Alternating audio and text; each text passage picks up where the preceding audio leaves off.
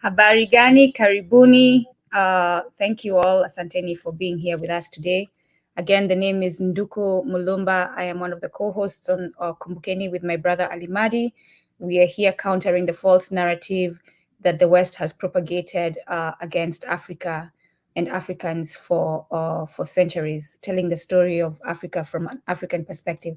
And speaking of that, I shared a link in the chat, the Tucker Carlson interview with Vladimir Putin. Please watch that, speaking of propaganda. So yes, Brother Allimadi. Yes, Karibuni, welcome for your tuning in today, sisters and brothers. Welcome to Chuo Kikuu, our global weekly university, where we speak truth to power from a Pan-African, Africana perspective. Welcome, welcome. And of course, we tie it to our history, hence the name Kumbukeni. And we explore some of the historical solutions that our ancestors have already imparted to us. So welcome to today's show. And we are joined by our brother, our African brother, as you all can tell by his his African clothing, Brother Latio Cosmos. Please introduce yourself. Let the people know who you are. Habari gani. Jina langu ni Latio. My name is Latio Cosmos. I am from South Sudan, but I was born in Kenya. And so there's always a piece of myself that, you know, I still sometimes when somebody says, "Is there a Kenyan in the building?" I'm like, oh, but it's such an honor to be on here and to be able to speak with some great speakers to power and educators, and just to be a part of this. I'm very, very excited to be able to conversate with you guys and discuss about it's an exciting time to be an African. I can't imagine. Absolutely, always. Yes, right. It is an exciting. I haven't heard that said that way before, but it is an exciting time to be an African, because of the awakening, because of our return to our African consciousness, because of our pride in Africanness. Right. Mm-hmm. I am enjoying very much being African. The conversation today, as our brother said, he is born, not raised, born Sudanese, raised Kenyan, and he's going to tell us the story about his journey. But before we do that, our topic today is the displacement and disenfranchisement, the effects of creating refugees, right? Refugees is going to be the main topic. Mm-hmm. Brother Latio, if you can please give us the background, right? I wrote a piece sometime last year that said we are a society that currently focuses on symptoms instead of the causes, right? Mm-hmm. What is the cause of the refugee situation? What do you think in Sudan is the cause of that? And also, if I may interrupt, Uh-huh. I think we should also, you could take this opportunity to reject the term refugees. Exactly. Because often when you hear that term, it is automatic demonization of the victims, I think actually a preferable term is probably displacement. Displaced. I agree. Definitely. That's thank you for bringing that up. I think labels and things like that are definitely important, right. Especially when it comes to the narrative that is attached with certain labels. Correct. And the refugee label definitely does. Something that to be honest with you, I've been called my whole life, so I haven't thought too much about the the implications of it. In regards to maybe I could call myself something different. But going to the question about the causes of talk about this the Sudanese conflict right now, and it's one of the things that's frustrating to me, especially somebody whose family is from Sudan, and fled in the 80s, during those wars, our understanding, what we're told, our family tells us, and this is, unfortunately, this is the same story that we hear about in Congo, that is happening right now. And that's why it's so poignant that we have these discussions. And so going back to the Sudanese example, the roots of it really goes back to, we could say, the Arab imperialism that has been plaguing Northeast Africa for 1,000 years, where we're continuously being pushed further and further south. Mm. We can go back in history and understand, we know our connections with, the ancient Kemetic civilization, all the way up north, all the way even beyond the Delta region, and going into further into what's now called the Middle East, and understanding that history. So for me, as a Sudanese person, I had to first go beyond, okay, what happened in the 80s, or then going back to what happened in the 50s, what happened in the 40s, and then retrace my step all the way back to understand that Africa, and what we call Africa, was extended further north and further than what we call it now. And so what are some of the steps that brought about our being pushed further and further south, and the creation of South Sudan in 2011, which makes it the newest country. For there was a lot of celebration, but then when I spoke with some people who had a little bit more perspective, there was the understanding that was another, let's just say, another push by Arab imperialism further into Africa, into further into African lands. And so it's not necessarily something to celebrate that division, and it's something to look deeper into. Okay, what are those consequences for our people that just keep getting pushed further and further south? But I like to just tap in from what happened in the 70s into the 80s, that caused my own father's generation to become what we called refugees. And it was rooted really in, as all African countries, in conflicts, most conflicts are rooted in is resource extraction. Exactly. So when we look at the history of Sudan, back before, when we talk about Ghana being the first country to be, the first, so-called sub-Saharan country to be independent, it was in 1956 when Sudan, as a whole country before it was split, it was 1956 when it got its independence. And however, that independence was not necessarily seen as an independence for everybody. It was, in a way, there was a sort of apartheid state that was, in terms of development, that was modeled in Sudan, that the British also, and let me just go into some of the parties that were involved in this, in the colonization of Sudan, because it is another, it's very complex. Yes, yeah. So we have, you can say, there's the Arab, stakeholders, if you want to call them that, and then there were the British stakeholders, and then there was also the Egyptian stakeholders. So there were these layers that were built into, and that had inherent conflicts in the decisions that were being made about the development of the Sudan. And so it can be quite intricate to try to separate those things. But it's at the end of the day, what occurred was that the South, where a lot of the resources were, where a lot of the oils especially are, that's where a lot of the dark skinned people were, even though that we are all over. You mean richer melanated people? Yes. You know what I'm saying? The deeply carbonated, melanated. that's where we reside. However, all the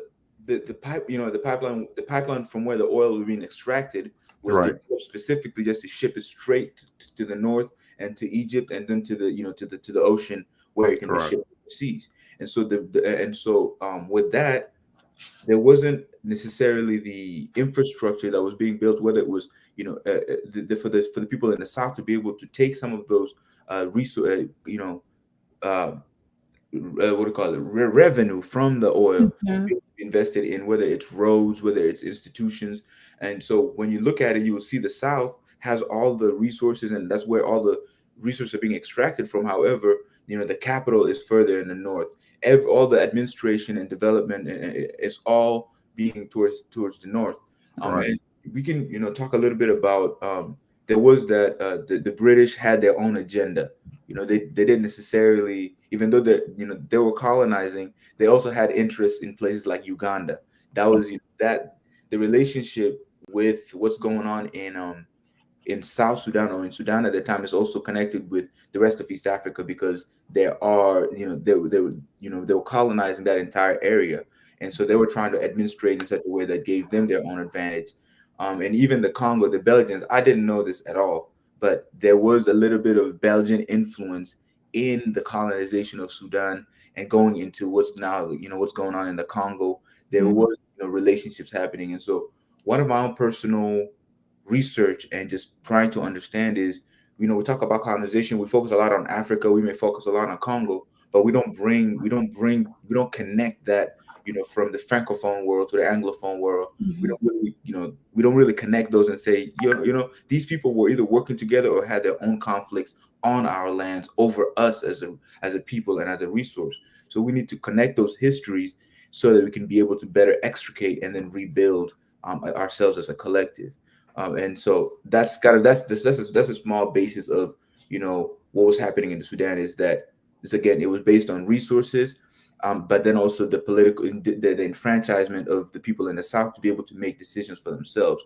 Right. Don't really, especially in the 60s, and going to 70s, 80s, there were a lot of revolutionaries that were coming from Congo. You had, Patrice Lumumba, doing his work to build that. Then later on, we had Thomas Sankara coming from Burkina Faso, and that was kind of the later years of the revolutionaries that were really able to reshape their nations in such a way that that was fundamentally benefiting the people. However, with South Sudan, during that entire time with the Sudanese people, due to the war, a lot of the people who were fighting for the Africanness to be sustained were in the bush. They were in the bush. They were in the kind of where a lot of the battles would happen during the colonization period in a lot of African countries. Sudan was still, and is still in that way, where people are still in the forest fighting against these institutions that were fighting to maintain control and didn't want to allow African people to have self-determination on their own lands. And so when we talk about colonization, about decolonization, it's Sudan is really on the edge of, it's just now kind of making the steps towards, okay, what do we need to do to be and run our country in ways that are sustainable to us. And in these later years, from post the 80s, when it was more about, it was focused on Arab, the Arab imperialism and division between North and South, and resources between those people. The United States has also been majorly involved in the birth of Sudan, of South Sudan. Yeah. Because,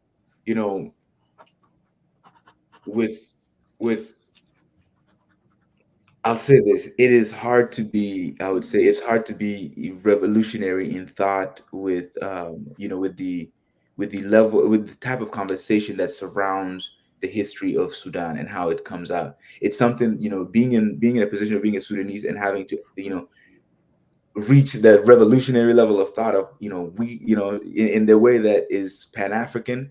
It's it's such a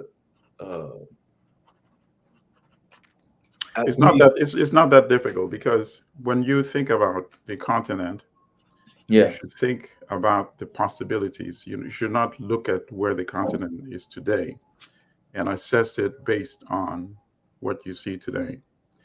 Because if you looked at Burkina Faso before Thomas Sankara, it was a typical neo-colonial African state where you had the lumpen bourgeoisie Mm-hmm. who inherited the colonial mantle when the Europeans departed.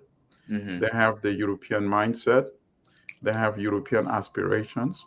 They want to be validated by Europeans, that you dress like us, you Mm-hmm. speak our languages very well, so therefore you're civilized. Mm-hmm. Those are not serving the interest of Africa. And that Burkina Faso was at that stage. But then look at what one person was able to accomplish within 4 years. We talk about Thomas Sankara today. Mm-hmm. He's been long dead since 1987. because of what he was able to accomplish within that short of a time. So obviously, when we see conditions like that, I think what we should say is actually we feel even much more inspired because we know the possibilities for Sudan, for Uganda, for Kenya, for Ghana, any one of these African countries, you see? So I like the way you laid out the historical narrative. So for listeners who and viewers who are watching and listening to us, I think perhaps what will also make it easier for you to break down your analysis is that they should remember that we have European imperialism on the top, and the United States joined that group. We can put them in the same category as European imperialism, right? More like took over. Took over because the Europeans were broke after World War II. And then they've been sustained by the United States since then. Had it not been for the Marshall Plan, sustained and controlled.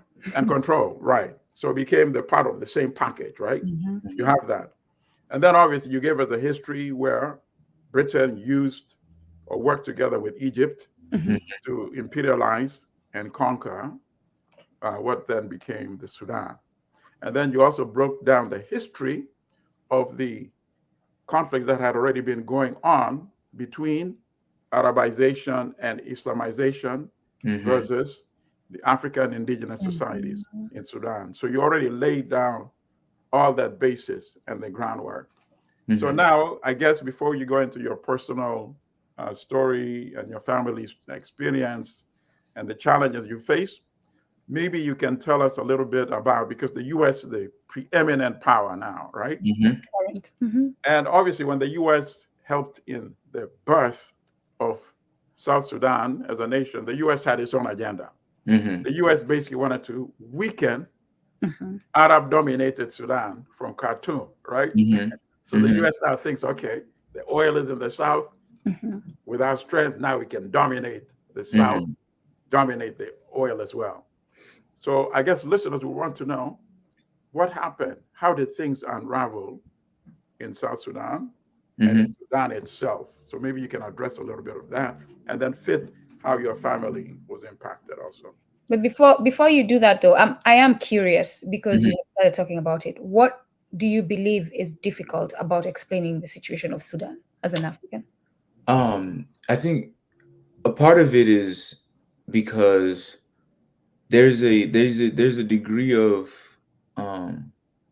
it's something that I personally had to struggle with is especially when it comes to addressing, I would say, speaking truth to power in such a way that even though because a lot of I would say a lot of Sudanese are even are defending, for example, the moment when I really saw it that it was difficult was because I had been seeing some Sudanese people who were defending, let's say, Israel and the actions of Israel, and they were saying that because another, we talk about U.S., how the U.S. played a role in the birthing of South Sudan. Israel also has played a role in supplying arms to South Sudan, and so there's that complexity of people within the South Sudanese community being explicit. Just loyal. There's a loyalty to imperialism that comes from receiving aid at a time when there was conflict and war. Right. And so but I don't think you should internalize that and make it difficult for you to speak, because look at it this way. There's a speech that I highly recommend to you and to everybody listening right now. If you go to YouTube and it says South Africa will withdraw from the African Union. And it's the wrong title given, but if you search for that, it will take you to the speech by Naledi Pandor, the Foreign Minister of South Africa. And it speaks to what you're actually saying. She says in 2021, she was in a meeting of the Executive Committee of the African Union. And then, during the meetings, before it starts, people are whispering on the issues that are ongoing. And the whisper she heard was that Israel was going to be admitted as an observer into the African Union. And they were present on that day. And she was shocked. So she wanted to verify and went around speaking with the heads of states around and found out it was true. And then she started lobbying. She said, no, we have to repudiate and reject this. And she said, out of all the 54 African countries, only 3 were willing to side with her. And she said, the rest of them are beholden to exactly what you just said. Israeli foreign aid. Can you imagine a continent rather, of 1.3 billion people being bought off that cheaply? Yeah. So it's a problem that is not only confined to South Sudan, and so I just wanted to make that clear. I see. And I wish she had named the 3 so that she could expose the others. No, like that's what you needed. we need to start she speaks truth to identifying power, but sometimes she sees no need to do it. this partial speaking truth to power, I am not enjoying anymore. No. We need The full sister is meal. strong. The sister, we have to protect her. The sister, because now the Israeli intelligence are threatening her, threatening her family. So these are the type of people we need to even protect. the more reason why we should be talking truth to power, just laid plain publicly, because I believe honestly that these entities find power in the secrecy of us hiding things, right? So they think they can control you. So just come out and say, Kenya did not support us. Rwanda did not support us. Like, just come out and say, these are the 3 that supported us. That way, there's no reason for you to be running around hiding or anything. But anyway, I digress. Brother, Allimadi requested that you talk about the US and the current pressures on Sudan. So the current state of Sudan is in South Sudan, just to, because and I haven't spoken too much about what's going on in northern Sudan, but South Sudan is just now getting its independence, like 10, 15 years ago. But even before this conflict reached the level that it has, it was already taken in displaced people from North Sudan into South Sudan. But when you talk about the aftermath of the secession of South Sudan from North Sudan, that where it is right now economically, inflation is just building up day by day. The inflation level is increasing greatly just in the last couple of years, and this year is actually supposed to be an election year. However, it is most likely to be suspended because the president and the nation is not ready for to be able to conduct a democratic election. And who's determining their readiness? The president and the people in power already, which that has its own influence, other interests that are playing a role. However, it's there's a lot of a lot of people, a lot of South Sudanese in the diaspora are speaking about the lack of governance, because we've had the same president since independence. And unfortunately, there's a difference between speaking to power and then also, like, I don't want to speak negatively of the president. However, he's a puppet. He's a puppet of Uganda. Speaking truth to power and being respectful, right? I've seen. I'll try. It's okay. We'll fill in the gaps for you. He's actually kept in power by Uganda's dictator, General Museveni, who's been there for 38 years. And he fears that an truly independent South Sudan would marginalize Uganda. And that is what he fears. He wants to be the dominant player in Eastern Central Africa. So he would rather actually fuel and finance conflict in South Sudan. He knows a stable South Sudan with a functioning administration, with all the forget the oil, the land. It has so much other abundant mineral resources. Right. The oil is just a small part of it, right? So it does not want that to happen. And that's tragically the situation. My own assessment is that, South Sudan actually needs sort of like a government of national unity, of people that love the country and will work in the interest of the country.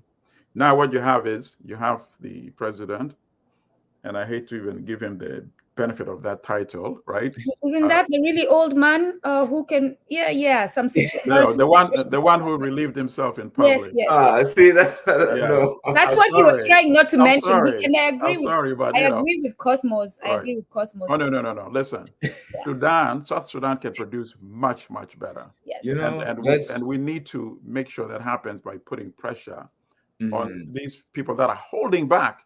Look at you, for example. Can you imagine people of your generation who could be in South Sudan right now, contributing to national development? You know, so these are the Cosmos for forces that are holding us back.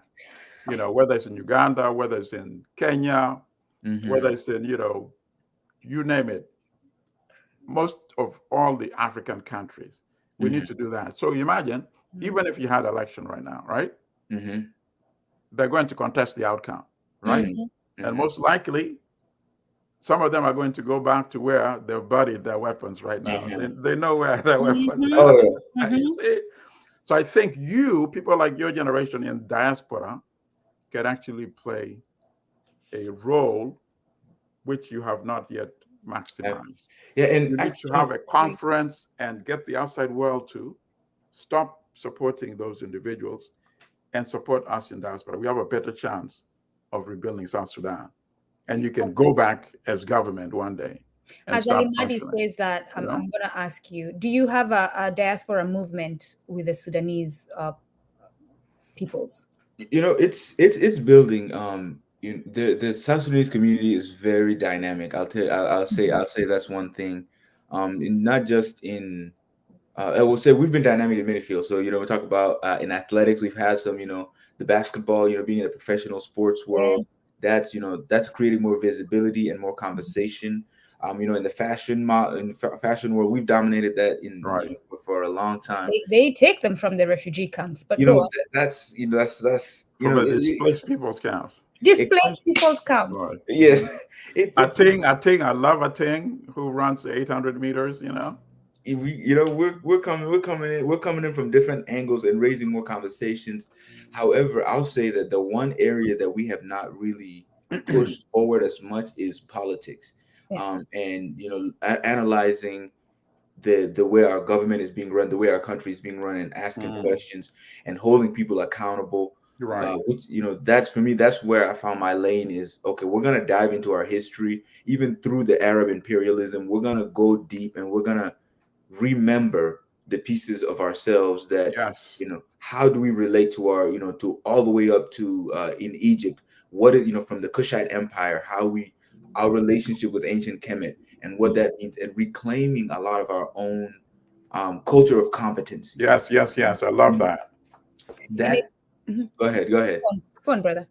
Yeah, so for me, that's a concept that Dr. Naeem Akbar from here in the United States, that he has a small book that kind of dove into different aspects of ourselves and and especially our education and how we think of ourselves. And what he says is culture of competency. And I think when we talk about our how our governments are being run, and this goes for all of Africa, it's about claiming our history of being able to build things that last a long time because of the principles that we uphold and the values that we uphold. And so for me, diving into our history is crucial to being able to establish that foundation so that we're coming from a deep root. And then, and then going into the politics of it, there was a book that was in, and this is, I would say the premier revolutionary, premier thought leader in transforming South Sudan was the man by the name of Dr. John Garang de Mabior. And unfortunately, he was unfortunately he was assassinated. I would say, in my opinion, because when somebody like that dies in an accident or and for listeners not familiar, it was dark and he was returning back to South Sudan after visiting with Museveni, and he used Museveni's helicopter, and the helicopter, quote unquote, crashed. People believe that Museveni. Can you imagine where? First of all, Garang did not even want a separate South Sudan. Garang believed he could actually win elections of a unified Sudan, before South Sudan existed. And I believe he could have. He was brilliant. He was intelligent. And Museveni feared that this guy outshines me 10 times. And Mm-hmm. many people believe Museveni actually, had him killed. And then, of course, after that, it's been the hard road since then. So go ahead, brother. Please continue. Yeah, definitely. That's that's the conversation that not many people talk about, and we don't really acknowledge. But that was another great loss. It It was was a like disaster in it. terms of loss. Yeah, I agree with Mhm. you. And it is unique. Like his I did read his some of his papers. When he was in university here, and some of the books that he later wrote. And the notes of people, other intellectuals who were around him that were interpreting his Yeah. theories and his thoughts on, the further, just the future of Sudan. And he definitely wanted that unified vision for Sudan to be able to move forward. And, you know, I was just speaking with my brother the other day, and we had a little bit of a diversion in thought. He was like, the issue is that the Constitution is not right because people do not get to agree with it. I was like, I've looked at the way that the government is supposed to be structured originally from what Dr. John Garang had spoken about, and kind of the way they structured it was so well, all the way down to the villages, and adhering to some principles that were indigenous in the way we ran societies. And for me, that was very important, that there was that level of incorporation of, okay, we're gonna respect the way that we traditionally managed our societies, and then Mhm. we're gonna implement these other ways to be able to now be able to work on a larger framework due to our diversity. And so the framing of it wasn't necessarily the issue. My response was that it's an issue of political will, because you Right. can have the best system of organization, but Absolutely. if you don't have the political will to be able to run it the way it's supposed to run, there is no it won't work. And so now the effects that's in the country is, economically people are suffering. That's just an unfortunate you know this is the reality of how the oil resources are being taken out of the country. And ironically, even though the US really played a huge role in the birthing of the new Sudan, Mhm. China, in the last has been a huge beneficiary of the oil production that is coming out of Sudan. And unfortunately, also connecting with what's going on in Uganda and Kenya, there has been a lot of um export of resources from South Sudan for cheap into Theft. It's it's, it's, plunder. it's blatant Mhm. theft. It's blatant theft of Right. especially some of the teak timber that is in South Sudan. There's huge old growth forests that are in South Sudan that massive, massive, massive. Yeah. I think one of the largest forests of teak forest in the world is Right. in South Sudan there. And all of that there has been a huge theft of it going into more of the Right. capitalist oriented countries in the south, in Kenya, Right. in Uganda. And so that there's Yeah. been that flow, and that The kind of that the extraction. mafia class, the mafia ruling class in Kenya, led Hmm. by the country's leader Yeah, Ruto, he's been involved and in South Sudan a lot. Mhm. absolutely, and Uganda the same thing, Museveni and the mafia class in Uganda as well. Yeah. And it's here's the irony: Hmm. they treat South Sudan just like the European imperialists treat African countries. You Hmm. know, Hmm.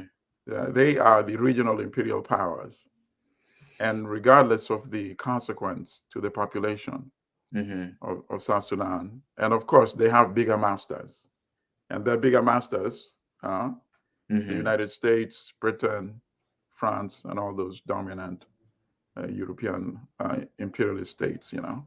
And that's the tragedy. But please continue, brother. And so now I want to tie all we've talked about, the consequences and the just some of the background on it. Now I wanted to go into with the displacement and how that plays a factor in that in that whole dynamic. But before you do that, brother Uh-huh. Cosmos, before you do that, please go into your personal story, right? Let's make this relatable to human beings, because sometimes I feel like we are living with zombies. So please, If you can find a way to tie them all together, please. yes, please. So my family is from Juba. We're in the capital of South Sudan right now, Right. and my father. his name is Emmanuel Cosmos, and Emmanuel Cosmos Laku Nicola. We like our naming system. Allows you to be able to name generations at a time. Right, which is great, actually. The way we layer it, and so our family's from there, and I've just now recently learned about the village where we're from. But in the 80s, the when there was that they wanted, there was like the second civil war in South Sudan, in that century. There was, it was pushed via wanting to convert Africans into Islam, and even though we understand that the deeper cause is to access resources and disenfranchise people from having political will, the cover over it was, we want to convert you to Islam, and if you don't convert to Islam, we're going to murder you, we're going to kill you. And so and so that caused the displacement of my family. However, my father was conscripted into the military. That's the first, one of the first major kind of thing that happened to a lot of people is, getting conscripted into the military. Whether you like it or not, we're going to take you, we're going to train you. And I was able to actually learn a lot about the stories of what my father went through when he had to join the military. Because he fortunately wrote all those things down, and was able to pass those papers on to us. And I'm reading them years later, when I can actually understand it, and it's revealing so much personal history for our family. Not just for my father, but also for my mother, because when my father was taken into the military and they shipped him to the north, my mother and my older brother had to walk by foot and traverse all the way to Ethiopia. And so that was kind of, the first area, after the Islamic forces were coming down south and, raiding villages, killing people, causing all this chaos.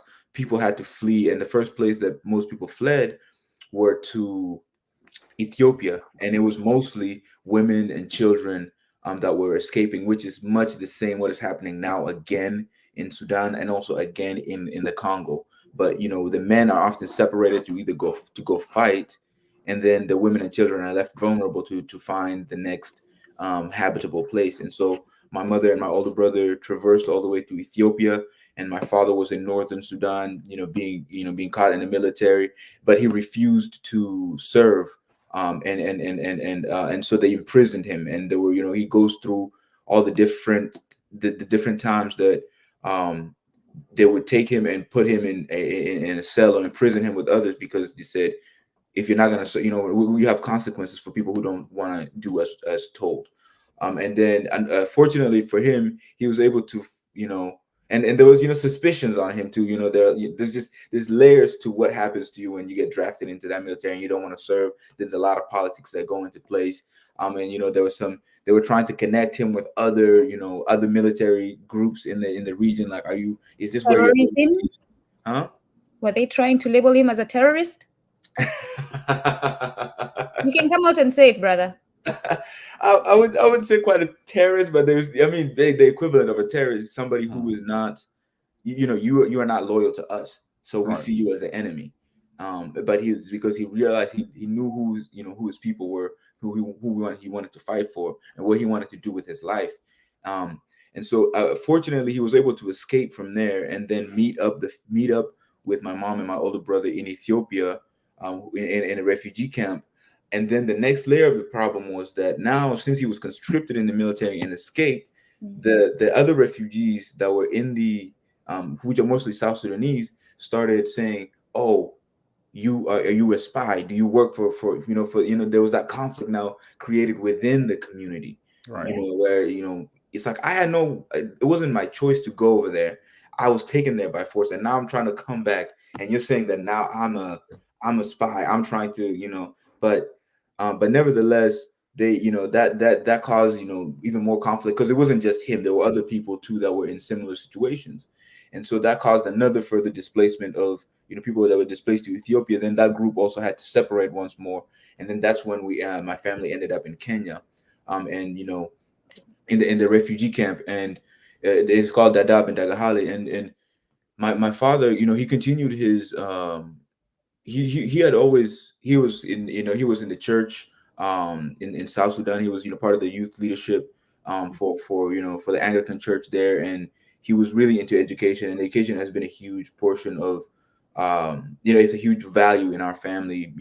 His father before him, was always, you have to go to school, you have to learn, you have to be able to be in a position to contribute to to our people in our village and in our community.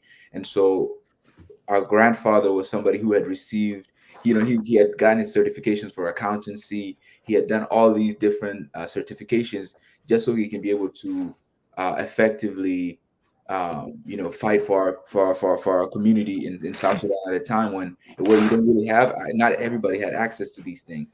I mean, he further imbued that in my father, who also was trying to get his education, even though we were in the middle of the refugee camp in northeastern Kenya where there was nothing, it was desert.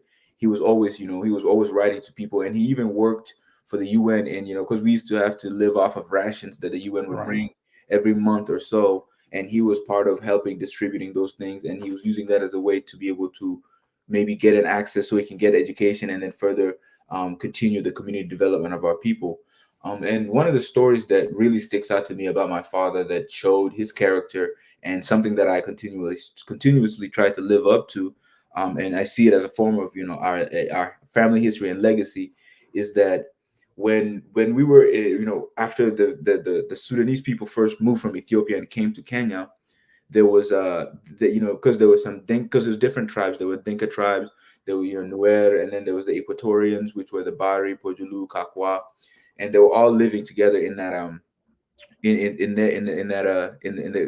the refugee camp. However, there was, because there was a, let's just say, a bar where people could come and drink in one of the in one of the neighborhoods, and unfortunately that I think there was a a killing that had happened at one of these bars, and it was intertribal, and the details behind it are really fuzzy, but that then that caused tribal conflict even in the refugee camp. And so my father, but the thing that I've been told, and that sticks to me, is that my father really played a critical role in bringing together the Equatorians that were now, because they were in the minority, even in the South Sudanese community. He was able to gather everybody rather quickly and say, all right, guys, everything, this is about to be bad, like this is about to be violence here, and we need to be able to move. And so he was able to guide the community and take them to a different part of the refugee camp that was able to allow space and create be able to create that space to then allow for justice to take place without involving everybody else getting harmed and things like that. And that kind of leadership, that kind of, I think, continued with him being in a leadership position at the refugee camp and working to and for me growing up, and then so after they moved again in the refugee camp, I was raised, for the first 5 years of my life, I watched my father just being a leader, and what that means in not just a refugee context, but in an African context, because we still had our culture. There was celebration of our traditions, even though there was Christianity and things like that. We still adhere to some of our indigenous ways of doing things, whether it was coming together to clean the entire area where we're living. It'd be like a few Saturdays a month. Everybody would wake up early in the morning, man, woman, child, and the man would then have to come together, get all the tools. You would go around fixing the fence, because the way we lived, the whole, you call it a village, but it was a block. We call it a block. It was like this area of land that we lived in, but it was fenced. And so the men would go, would go around fixing the fence, making sure all the gateways were, accessible and whatnot. And then there would be sweeping and cleaning of the land. And then there would be food, the kids would. And so I just got to watch how a community functions in a way that contributes to its well-being, to its security, and the type of leadership. And I got to see elders councils when people, when there was some wrongdoings that happened, the elders would gather, and somebody had conducted themselves in a way that was unruly. The elders would gather. And I remember the one time, and this was interesting, because when the elders were in discussion, you're not supposed, the kids, everybody was sent away. All the kids were like, everybody was in their house. but I was not necessarily the best of children all the time. Don't give yourself a negative attachment. You were more curious. I was very curious, and so I Yes. went and I was sneaking around the corner, and I was kind of seeing how they were doing things. They were doing the discussions, and then they came to a point, and I would say that African culture is not necessarily all fun and games all the time, because when somebody did something wrong, they really did address it very, very seriously. And I kind of got to see how it's like they do that process, but also they're trying to maintain the dignity of the person through that process of being, justice being created. They're like, we're not going to have the entire community be involved in what the elders do. Private thing, you understand, and then from there, everybody trusted the decisions of the elders. Then that kind of created an ability to be able to maintain a level of dignity for anybody who did something wrong. Which again, the criminal justice system here, I don't want to even go into that, but when we talk about justice in general, there isn't that the ability to maintain somebody's dignity has been lost. We don't, people are not interested in keeping somebody's dignity anymore, just because you did something wrong. Yeah. And so growing up with that has really informed me to constantly be looking at how can we keep our indigenous methods of governing ourselves, because that has the tools for how we need to move forward. Okay, so brother, let me interject a little, because Uh-huh. we may run out of time soon. I like what you laid out, and there are many lessons in what you've been saying. First of all, it dispels many myths that many Americans attach.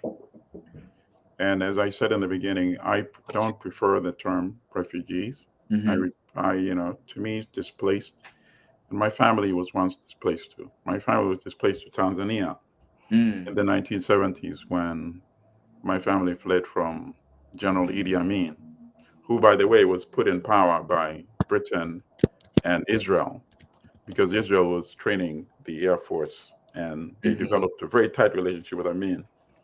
And Obote, the president at the time, had moved very close to Tanzania's Nyerere. And I just come out with a document called The Move to the Left, the Common Man's Charter, which included nationalization of multinationals. And the British didn't like that. So that was his death sentence. But anyway, so we were displaced people in Tanzania. But what you've told our viewers and listeners is that just because you're displaced, you're living in impoverished conditions, it does not mean that you have lost your humanity. Exactly. You've just laid out how the African system of governance allowed you to continue operating. You had a system of adjudicating conflicts, which have been with us, for centuries, and you're applying it even in those wretched conditions of living in the camps. And I say this because now it's going to allow you to explain some of the entrepreneurial activities that you are now involved in here in the United States, when you start talking about that. But before you get there, there's some quick things I just wanted to throw out, and then I'll throw it back to Assistant Nduku. Garang had a master's degree in agricultural economics. He had a PhD in economics, both from Iowa, a stellar university. Had his vision materialized, South Sudan, and indeed Sudan, would not be undergoing what we are seeing today, the calamity. Number one. Number two, African countries generally have been terrible in developing a sense of national consciousness since the era of independence. Tanzania was unique in that it had a blessed leader like Julius Nyerere. When I lived in Tanzania as a teenager, I didn't know there were any different ethnic peoples in Tanzania. And I refrained from using the word tribe because of the way the word has been demonized by Europeans, I didn't know that, because he used Kiswahili to develop national consciousness. So they all saw themselves in Tanzania as Tanzanians, you see? And why is that important? Because even if Tanzania were to have any upheaval today, political conflict that led to violence, I don't think we'll ever see the kind of killings that we see in other African countries. where Dinka sees a Nua as a mortal enemy or Shilok, or whether you have a Luo or Kikuyu, you have a Muganda, you have Cholis, and so on and so forth. You won't see that in Tanzania because of what Nyerere was able to accomplish in developing that sense of, national belonging in Tanzania. And I've mentioned two possibilities: the possibility of Sankara, what he was able to do in Burkina Faso, and what Nyerere was able to do in Tanzania. That is why even when I see multiple conflicts in several African countries, I am not discouraged at all, because once we know, as we said, often we keep focusing on the symptoms. We have to look at the foundational issues that are at hand. And in many situations, it's contestation for political power. If Salva Kiir and Riek Machar were not dominating the contestation, things would be much, much better for South Sudan. So the future is actually good, not only for South Sudan, but I think for most of Africa. Once your generation can help, rectify some of the damage done by people of my generation, the generation before. Okay, so I wanted to get that out. Back to you, Sister Ndugu. I'm going to digress, but it's not actually I'm not digressing, because it's all intertwined, right? It's all a system that has different tentacles to it.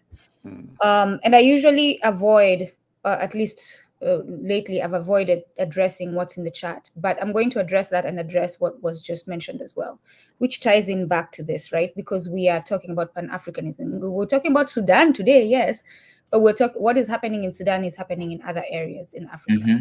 You mentioned Congo before. So number one, we must speak truth to power if we're going to end this.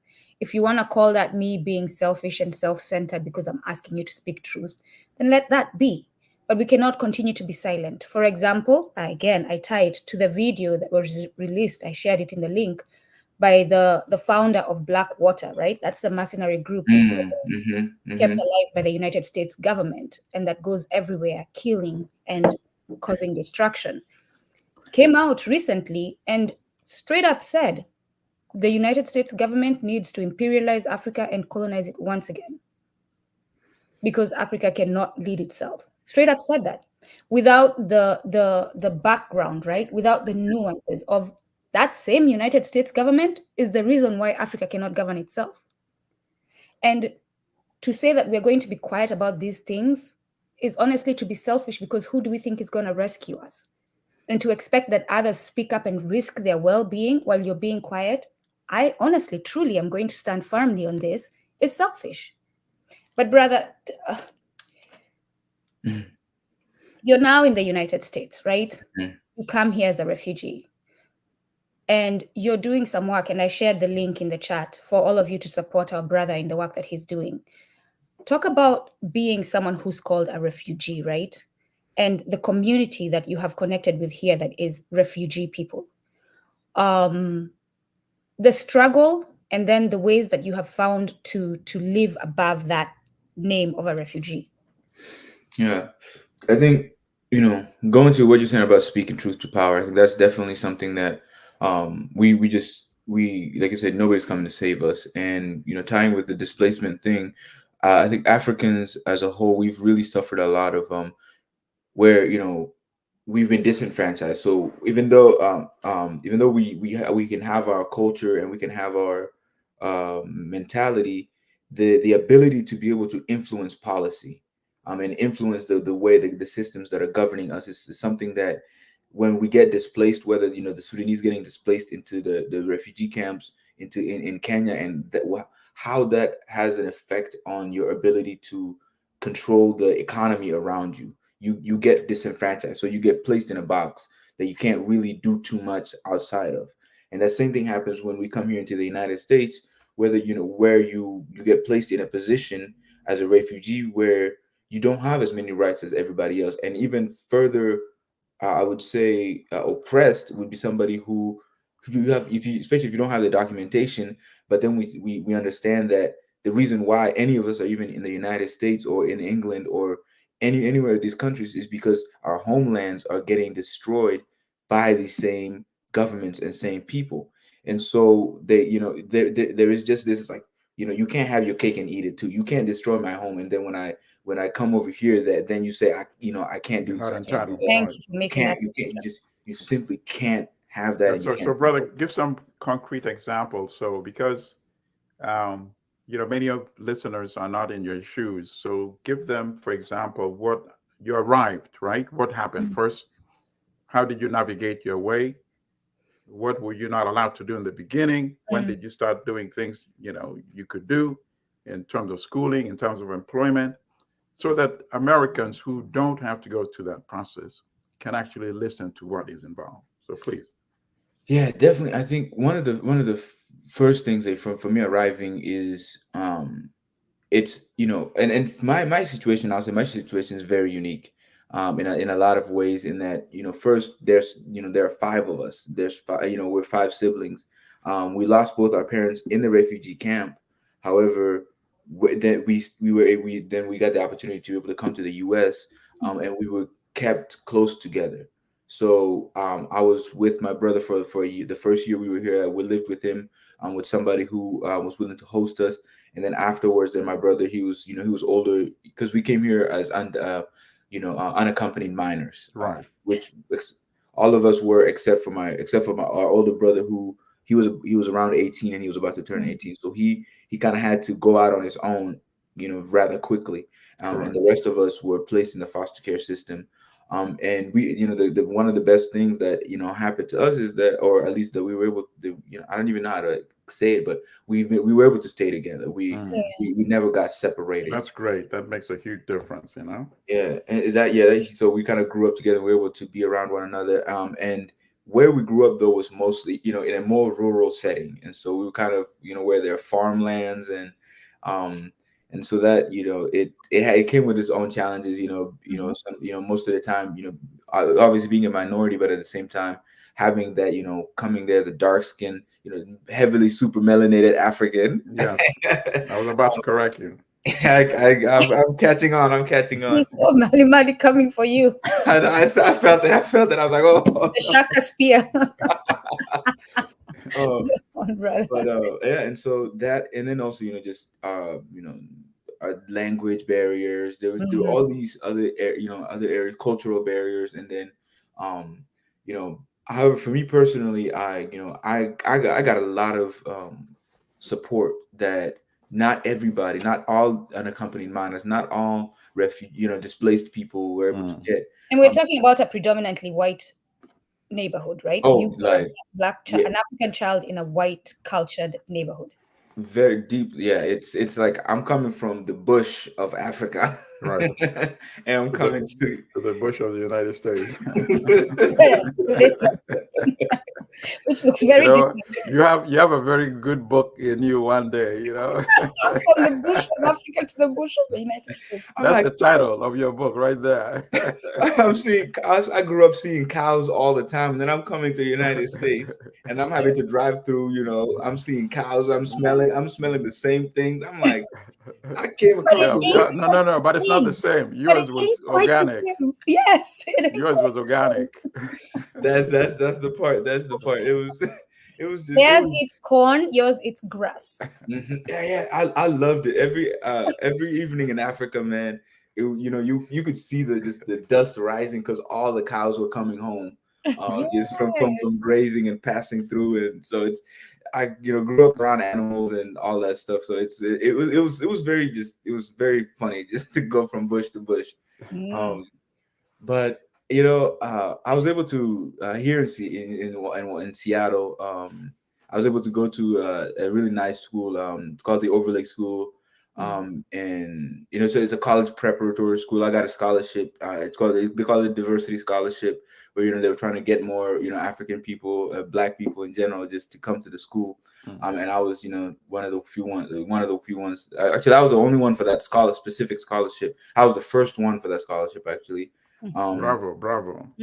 Thank you. And so that brought me, and that kind of really opened my eyes, because everybody, some of the wealthiest people around went to that school, and just to be exposed to, how they approach, the education that they're receiving, to be able to see to be able to get access to that, to see how they're learning, what they're learning, how they're being shaped, and to be able to be shaped in that same manner. But at the same time, my Africanness, where my priorities lie, was always deep down inside. It was never, I worked hard to make sure that is something that's never, because assimilation is something that is so easily to do, and especially if you're, you're getting support in a lot of different ways from, from people who may not, who don't have the same values as, as don't value Africa the same way, or don't have the same relationship to Africa, and so they have different visions, and so you can find yourself being veered off course a little bit.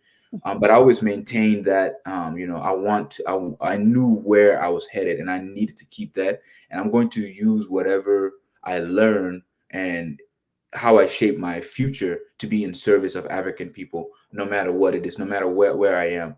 And I know I'm watching the time as well. But even though displacement can disenfranchise you from having control over your environment, Correct. and can try to force you to assimilate, there are ways we can combat. And so we talk about entrepreneurship. And I studied economics and policy when I was at Seattle University, which is where I graduated from. I looked at international policy specifically, and the reason why I looked at that is because I know that the economics you're engaged in defines your reality in a lot of ways, and that can then inform the power that you can exercise in the environment around you. And so from then on, I went into entrepreneurship and worked with small businesses for a few years. And I was constantly studying what are the different models that allow for people to be able to function economically and be sustainable economically, but is also able to build a culture around democracy and participation, Right. and community sovereignty, and being able to be equitable and just towards one another. And we're not trying to crawl all over one another. We're not trying to take advantage of one another. We're actually working collaboratively.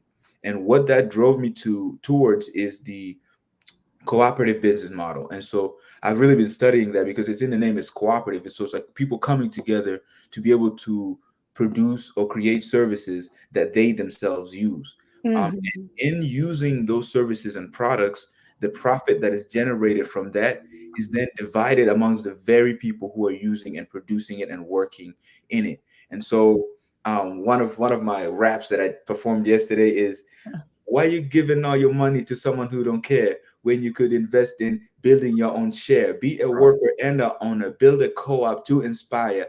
Ask your neighbor and your hater. Circulation is our power. It's All right. So first, you have to also tell. You can't just surprise. You can't just throw a rock like song that. You should tell a little bit about when you started this camp of writing, whether you started with poetry. Introduce that, and then say, "Let me give you a sample." No, but listen, I enjoyed the impromptu sample, but now, yes, please give a background. Because all of it for me is very intertwined. And like, going back to what I said, my value of being of service to African people runs deep. And so, as a kid, I remember my brother. He used to, we used to have these competitions in the camp. Whether it was drama, whether it's talent show. And so my brother was always the composer. He would write the music, he would write, the lyrics, and then we would then create dramas to speak about the different, societal ills that are going on. So we used to, we do things about domestic violence, and we would talk about environmentalism. We would talk, whatever it is we were talking about, we would create theater around it. And so that was kind of my first kind of, opportunity to start performing. And then I, for years I stopped. But then coming, when I started thinking like, how can I really share a lot of the things that I'm learning. I was studying, revolutionary history, studying, government policy, all these things that are not always easy to be able to translate in an artistic manner, that takes like being in a. And I'm like, okay, I'm one of those people that is studying both at the same. I'm an artist. I like to create. I like to paint. I like to write a lot. I've written too many things that they need to be edited and organized. But we'll do that for you. But go on. Yeah, and so I've been involved in politics and art. They go hand in hand, and being able to translate those messages and be able to make sure that they're ubiquitous. Like it doesn't have to be, you don't have to receive a certain type of understanding from a certain type of place or way. It can come in different forms. So that's kind of, for me, I'm just using myself as a prism to, kind of open up all these different ways. Like, okay, how you want to talk about this? You want to rap about it? You want to, you want to play the guitar about it? You want to do theater? You want to paint? How you want to do it? We're going to talk about this revolutionary stuff. we're gonna have that conversation. So basically, making myself a just being able to communicate about, advocate for our rights, build sovereignty, and push the threshold of how we think. And that's just for my, like, that's my own passion. My passion is developing myself and then sharing it. So yesterday I had my first, real performance at a local show. And for me, it was definitely a ultra Black history performance, because all all my songs are talking about like issues like how solutions that I found that could work, like building utilizing cooperative model to Right. Build our economics, but then also build a culture of democracy and principles and equity and sharing. So that has that's one of the things I did yesterday. But then also one of the things I often think about is what if Lumumba had lived. When we talk about I'm Sudanese, but the assassination of Lumumba affected me, because I think about it, if Lumumba had lived, then what would the Congo look like? How would one of the most resource rich countries in the continent, if that has been allowed to flourish, how would that have affected the Sudanese civil war, and what was able to later happen with my own family? Because I know that would have they had repercussions with with Nkrumah and Ghana. What would have happened in that way? In South Africa with apartheid, what would have happened if, what I'm saying? And so all these things are super connected. And we need to be able to talk about the histories of, I'm not necessarily interested in blaming anybody. I'll assign accountability for sure. Like, you guys are the ones that are responsible for making sure that our these African countries are not developed. They're underdeveloped, rather. Shout out to Walter Rodney. Yes. Yeah, and so it's like, but it's our role to be able to study how we can overcome this, because I don't expect any European to come up with any policy that is going to save Africa. Why would they take food off their own table? At the end of the day. So that, for me, that's just, I see it as my own. If I'm a son of my tribe, I need to stand in front and lead without taking a bribe. So that's, look at you. It just comes so easily. Spitting some truth. No, really, you need more projection and promotion. Obviously, you're planning all of that. Yes. People need to know. Yeah, I mean, you should do even a regular podcast if you already don't. I hope you do. Currently I'm not. No. If not, I think you should start next month. Allimadi has a timeline for you. Have a personal podcast, because you have a lot to share. Number one. Number two, you have a lot of artistic skills and talent. You see, so you need to have one-on-one guests that come to your show and you discuss these issues with you. I would be blessed and honored to even be considered to be a guest on your podcast. But no, I'm very serious. And reach out if you need assistance with starting. Yes, definitely. Right, because that will also fund a lot of your other activities. Exactly. Do a Patreon as well, Yeah, and young people are very good in promoting these things. And once you start, or just start a website and get it all coming directly to your website and not to Patreon, some of it, and YouTube. Like, this is something Kumbukeni is struggling with right now, right? We're working on getting a website so that the support is coming directly 100% to Kumbukeni. So Allimadi is your talent needs to really stop holding it back, for real. I've already claimed him for some events we are going to be having. Yeah. So, and I'm not like letting him go. So if I'm involved with him, he's definitely going to do something that is going to make it known. And the politics is right. I like the way you're thinking. Yes. Because we live in as I tell many of my friends, you live in a capitalist society. Bills need to be paid. You know, it's very difficult to implement ujamaa right now at this time in history in a place like the United States.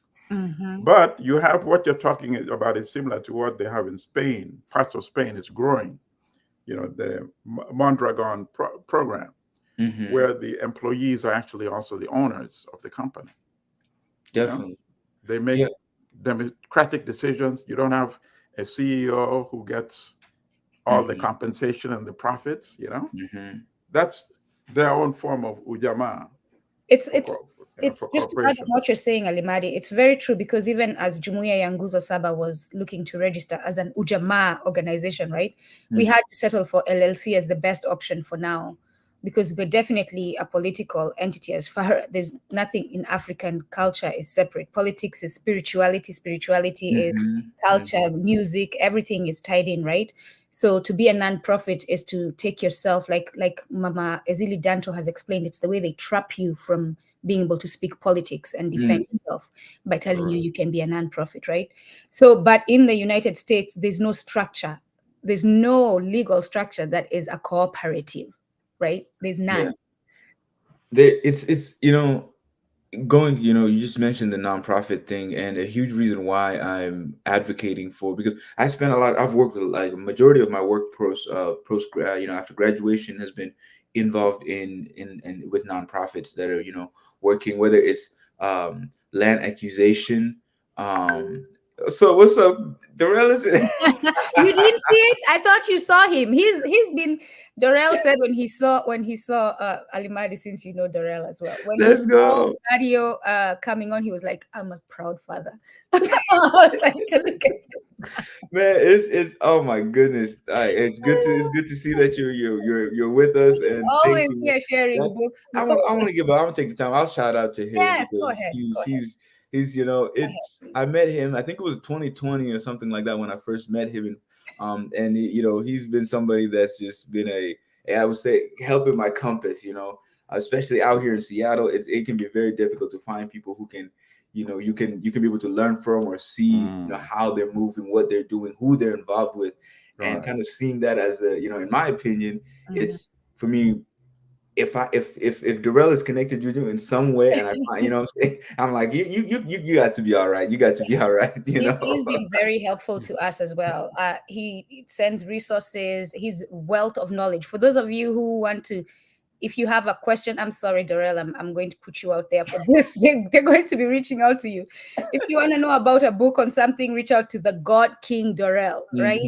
He knows just about well, I'm sure not everything, but chances are he will get the book for you or tell you where to go get it. But yes, a wealth of knowledge there. Go on, brother. He's appreciated, and I as somebody who's constantly looking for those people who have walked paths that I wish to walk. Right. I appreciate people who are out there here doing, you guys as well. Nduku, they'll say like, oh, it's not easy these days to find people who are unapologetically pursuing the liberation of African peoples. Right. So you saw me being accused of being self-centered for asking it of people, but I digress. It's like, to seriously say to people, we are being oppressed. The only way it's going to stop, and I encourage you all, I said before, watch that Tucker Carlson interview with Vladimir Putin. No matter what you think of them, go in there without your bias, right? No matter how much you've been told that Russia is the enemy, Tucker Carlson is an idiot, because Tucker Carlson is somewhat of an idiot. But Tucker Carlson does a good job of getting Putin to speak some truth in this. And there's a lot of information that Putin shares that you all must go down the rabbit hole and confirm, right? The history. He gave such extensive history of what has happened in that area. So I shared the link at the top. I encourage you all to go watch it. But as an even beyond that, before you continue, this country has always propagated this false notion that this is a country of freedom of speech and freedom of expression. It's complete BS, even when it comes to media, right? They call Putin a dictator. Fine. Okay, let them call him a dictator. And then they admonish Carlson, who was before now he's working independently, working with the right-wing Fox News, right? Mm-hmm. And they're condemning him for going. And how dare you go and interview Mm-hmm. this dictator and give him all this space to speak? Mm-hmm. The United States killed Patrice Lumumba and put Mobutu in power. Mobutu would come to the White House almost every year, interviewed by all sorts of media, right? The so-called mainstream media. That was not a problem. That was not an issue. The United States killed democratically elected Allende in Chile and put this monster, Pinochet, in power. Pinochet was a regular guest here, had access to all sorts of media and interviews. There was no issue with that. They didn't gang up on any of the media who hosted and interviewed Pinochet. You see the contradiction? They're very selective. As long as you're benefiting the US, yep. So long as it's our quote unquote dictator, it's fine with it. And people need to think about that. I mean, but they're so deep, they don't see the contradiction. They think they're doing the right thing. Oh, how dare you? How dare you? Yeah. The greatest juxtapose right now that I don't even know why it isn't so obvious, and a lot of our community know this, is Ukraine, Russia, right? Israel, Gaza. The way the United States is dealing with something that is similar, right? The hypocrisy. It's not even similar. Just in this, it's the United States not is similar. exposed. It's not, nobody's bombing civilians in Ukraine the way that it's been done in Gaza, to the extent that almost 30,000 people have been killed now, mostly women and children, right? But you're supposed to have moral outrage only on Ukraine and what Russia is doing. Yeah. But so long as you raise voices against what's going on in Gaza, or you hate Israel, you're anti-Semite, all that. That's why I like it when you have people like Bernie Sanders actually breaking it down, because they can't accuse him.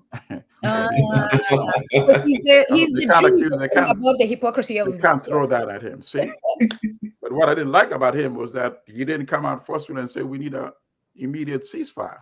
But in terms of breaking it down, in fact, if you go on his IG page, he made the breakdown in what you're talking about.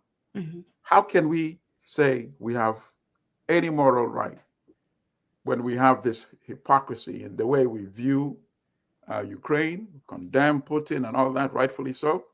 But on the other hand, we're getting ready to send $16 billion in new weapons to what's going on. Bringing it back to Sudan, what is happening in Ukraine is, after listening to Putin tell it, right? Not his opinion, but the facts, stating the steps of everything that played out, is the same as while the conflict was happening and South Sudan being pushed, Ethiopia deciding we're going to take up arms to defend South Sudan. That is literally what is happening.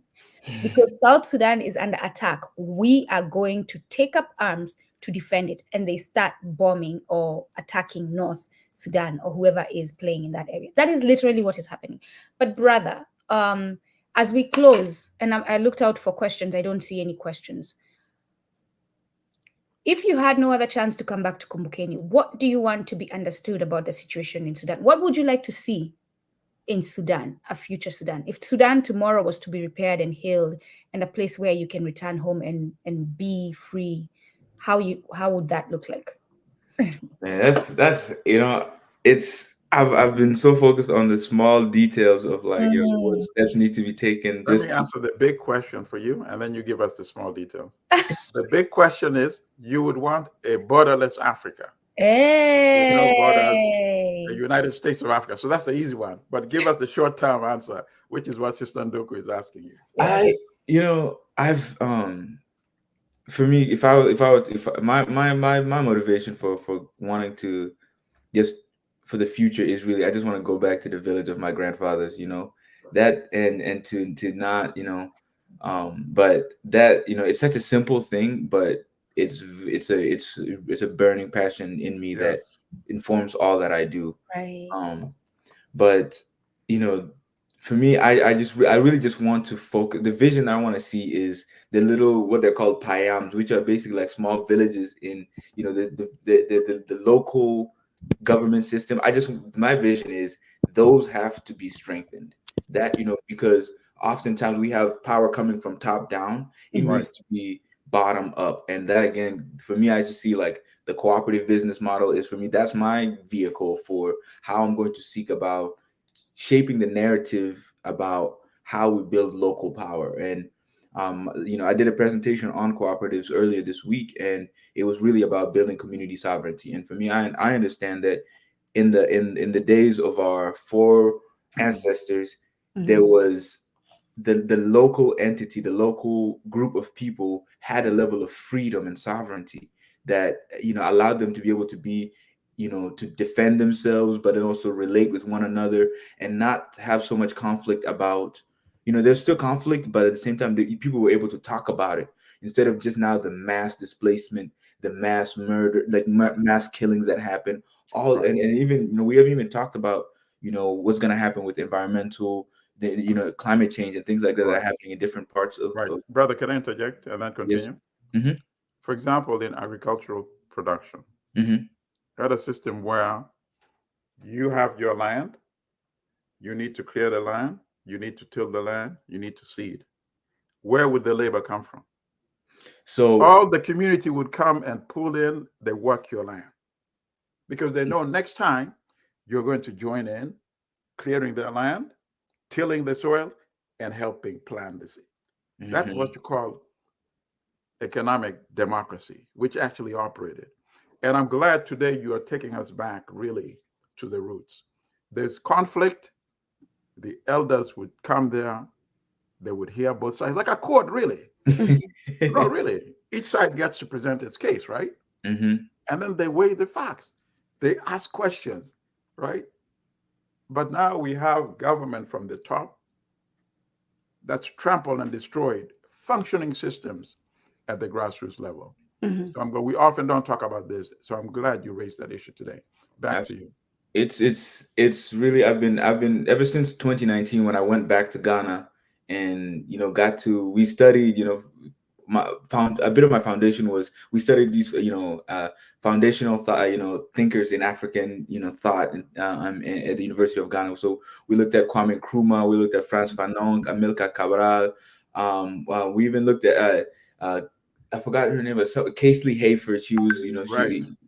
yeah. So we were able to study all these different thinkers, and at the end, before my final paper, there was this grid that we had to create of each of them, and then we looked at, you know, understanding, you know, what they did, how their methods and the effects of their methods, and then we had to kind of write our own, you know, what would our own program. Wait, was this in Sudan or in Kenya or in the US? This was in Ghana, Ghana.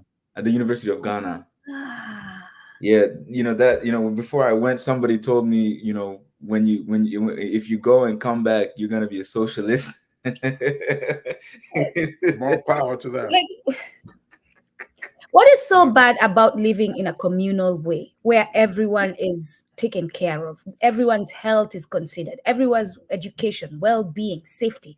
Like, what kind of a human being are you? But labels you're have opposed been so demonized. I had a student in my class like last week was talking about, you know, the U.S. intervention. They just watched a documentary, the U.S. intervention in Vietnam after the French were defeated, and then he went on and on and how the U.S. went there, defeated, wanted to defeat communism, eventually for whatever reasons the U.S. had to pull out. The country, now continued to be communist. I said, okay, so two things. First of all, what is communism? Hamana, hamana, hamana. He didn't know what to say. He said, "Oh, I just know it's bad." I said, "And are you sure that Vietnam is communist today?" He said, "Oh yeah. After the U.S. left, the communists just took over." I said, "Do you realize that it's one of the most entrepreneurial capitalist systems and society in the world?" Oh, I didn't know that. I said, "Well, but where was your information coming from? Oh, that's what they told me in high school. I said, That's what they told you know, me. Yeah. so yeah. I mean, the labeling, but that's what I make. When a student says like a cliche or label in class, Hmm. I say interrogate those terms. Come back next class and tell me what it really means. It's, So you know, I'll, with that experience at the University of Ghana, even though, in the classroom we were learning a lot of different things. I was, I've I've taken my learning of African history and African thought very seriously, and so that resulted in, before I even graduated, I was halfway through my degree, and unfortunately I started paying less attention in class because of what the class I had to take. I knew what I was being taught and where it came from, and that it's not what I'm here for. And so I Mm-hmm. started studying in the library on my own and mhm. focusing more on developing the histories. And it's come, you know especially, I'll just go back to Amilcar Cabral and what he said about returning to the source. Yes, um returning to the source. That's one of my favorite terms.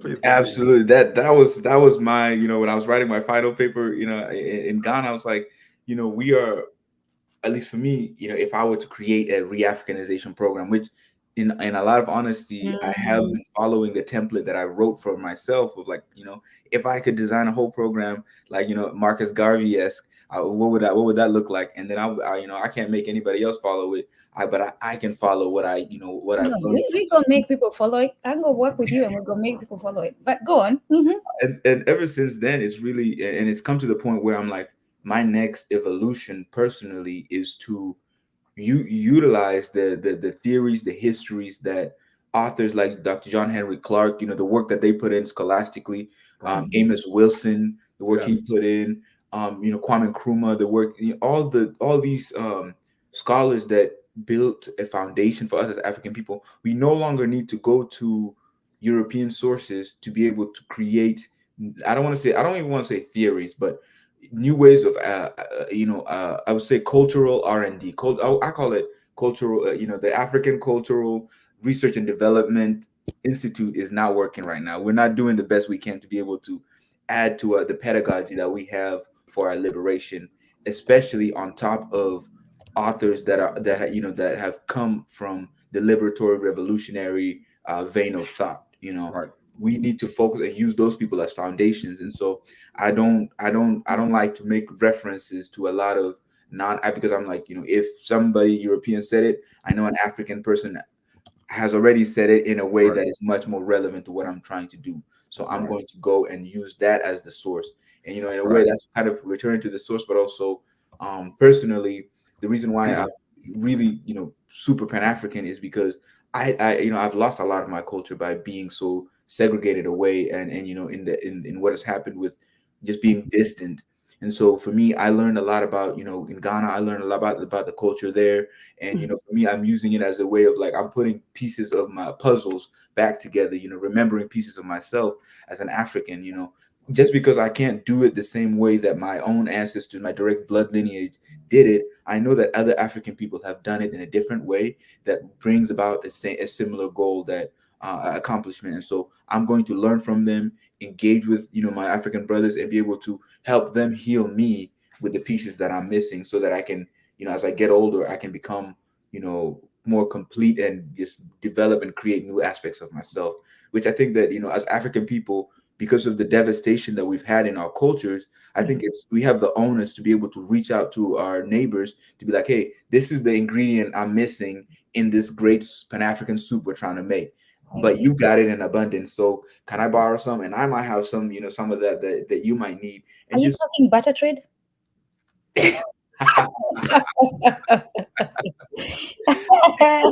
You know me, I'm gonna call it out if you're trying to skirt around it. I'm gonna just call it what it is, brother. I have salt. You don't have flour. I need some flour. Like, yes, can you give me some salt? I'll give you some flour. But go on. absolutely. Yes, go and, on. and and we can, even though we're refugees here in the we're displaced here in the US, and we might not have the same access to the political process as everybody else does, we can still engage in this sort of barter and trade, and developing our own systems, whether formal and informal, to Right. when we talk about the vision for what I have for Sudan. For me, I see that the vision I can see for Sudan, I see the vision for Black people here, I see for Black people anywhere. Really, it's about us coming together, forming that core group of people wherever we are, that can be able to function with a degree of sovereignty, where we're not dependent on political means to be able to get what we need. We have to engage with them, but when we do engage with them, it's coming from a place of consensus on with the people that are in our immediate surrounding. Yeah. Really, that's where it really starts from, because we can in my opinion, I don't see us being able to build the level of security that we need, first of all, Oh, we're to be gonna able get to there. secure. Might take a few generations, but we'll get there. But go on. We can't do it if we don't build that building block of one another, and then Right. we move on, and it's like, hey, we don't we want to make sure that if we are on the same page, what's happening in the Congo, we want to make sure that that's a liberated zone from multinational companies, from this, that being able to then focus our power, but it comes from having these individual groups that are able to communicate with one another, able to come to consensus. Decision making, that's a huge thing that I think consensus decision making that we need to do. I need to develop, I guess, with the people that I'm around, and having that skill that can then be transferred into whatever political entity that we as African people decide we want to have, whether for the diaspora or on the continent, and then just moving forward in building our future in that manner, in an organized manner, which is Kwame Ture has always said, is organization. Yep. Yep. That was another serious brother. Thank you so much, Brother Latio, for making the experience of a displaced person, right, become a reality to us, for showing us that someone who, when you look at you, like these are the images we have of refugees, someone who's skinny, they're not dressed so well, their hair is not like they're not lotioned up, they don't have moist skin like yours, they've been hit by the dust of the Sahara. That's the image they give us, right? But to see you well placed, despite the challenges that were thrown in your way, still staying grounded, as you said, through your father, in your African ways, and now that you're grown, deciding that despite the fact that these people want you to still identify yourself as a refugee and be limited, you're not doing that, which is great. And I hope all displaced people who are watching you today get inspired by what you're doing and join you to help in what you're doing. Again, the link, I don't know if I can scroll up fast enough. Allimadi, do you have any last words as I share our brother's link? But also, before we end, support Kumbukeni. Again, join our Patreon family. We have a website in the works that is coming soon. So you'll be able to contribute there 100%. And it doesn't have to go to the to YouTube. I'm sorry, YouTube, you taking too much. And Patreon, it can go directly to Kumbukeni and support the work that we're doing. But yes, most definitely, we do need monetary support to continue doing the work that we are doing. I don't know why anyone would be ashamed to say that that is a need for any business to succeed.